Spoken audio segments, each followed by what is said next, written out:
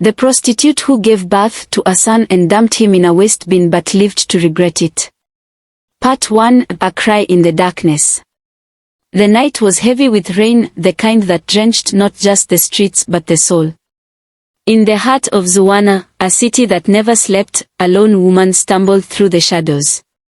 Her name was Amina, a figure both admired for her beauty and scorned for her profession. But tonight, her usual bravado was gone. She clutched her swollen belly, her face contorted with pain and fear. In a cramped, candlelit room, Amina gave birth to a baby boy. His first cries pierced the silence, but instead of joy, they filled her with dread. She stared at the tiny life in her arms, her hands trembling.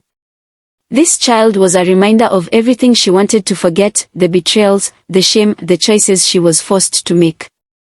"What kind of life could I give you?" she whispered, her voice choked with tears. Her mind raced with despair. She could barely feed herself.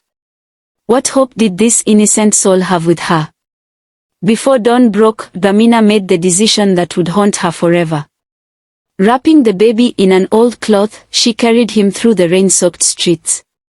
At the edge of the bustling market, where the trash bins overflowed with discarded remnants of the city, she placed him down. The baby's cries echoed in the darkness, but Amina turned away, her heart shattering with every step she took. She told herself someone would find him, someone better than her. But deep down, she knew she was running from her own shame. Part 2: The Boy in the Market. Morning came, and the market buzzed with life. Vendors shouted their wares, children darted between stalls, and the scent of spices filled the air. Amidst the chaos, a street cleaner froze in his tracks. A faint cry was coming from the waste bin. The discovery caused an uproar. A crowd gathered as the cleaner pulled out a wailing baby. Among the onlookers was Mama Kemi, a widow known for her kindness. She stepped forward, cradling the infant in her arms. "This child needs love," she said softly, her voice cutting through the chatter. Without hesitation, she took the boy home and named him Jamal. Under Mama Kemi's care, Jamal grew into a lively, intelligent boy with a contagious smile. He had no idea of his tragic beginning, nor that his biological mother lived just streets away, her life unraveling with guilt and regret. Part 3: A Mother's Reckoning. Years passed, and the city of Zuwana prepared for its annual festival. The streets were alive with music, colors, and laughter. Among the performers was Jamal, now a teenager, dazzling the crowd with his acrobatics and charm. His laughter rang out, drawing people to him like moths to a flame. From the sidelines, Amina watched in silence, her heart pounding. There was something familiar about the boy, the way his smile lit up his face, the spark in his eyes. Her chest tightened as memories she had buried clawed their way to the surface.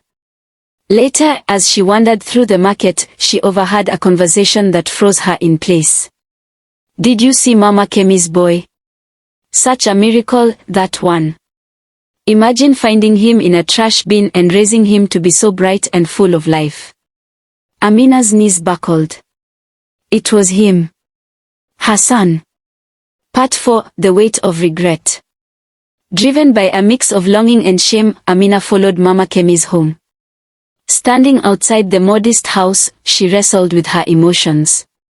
Finally, she knocked on the door. When Mama Kemi answered, Amina fell to her knees, tears streaming down her face. "I'm the one," she whispered. "I abandoned him. I was scared. I was weak. Please forgive me." Mama Kemi's eyes softened. "The boy has brought me nothing but joy. But the truth is his to hear, not mine to keep." For months, Amina stayed close, offering quiet help to Mama Kemi and forging a bond with Jamal, though he didn't know her true identity. She watched him flourish, torn between pride and the crushing weight of her secret. One evening, as the three sat together, Mama Kemi spoke. "Jamal, there's something you need to know. The woman sitting here is not just a friend, she is your mother. Jamal's face twisted in confusion, then anger. You abandoned me? Left me to die, he demanded, his voice trembling. Amina broke down, pleading for his forgiveness. She spoke of her struggles, her regrets, and her desperate hope that he would find a better life. For days, Jamal avoided her, his heart heavy with betrayal. But as he watched her persistence, her tears, and her efforts to make amends, he began to see the depth of her pain. Part 5: Redemption and Forgiveness.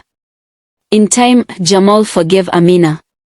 Together, they rebuilt their relationship, turning their story into one of redemption and love.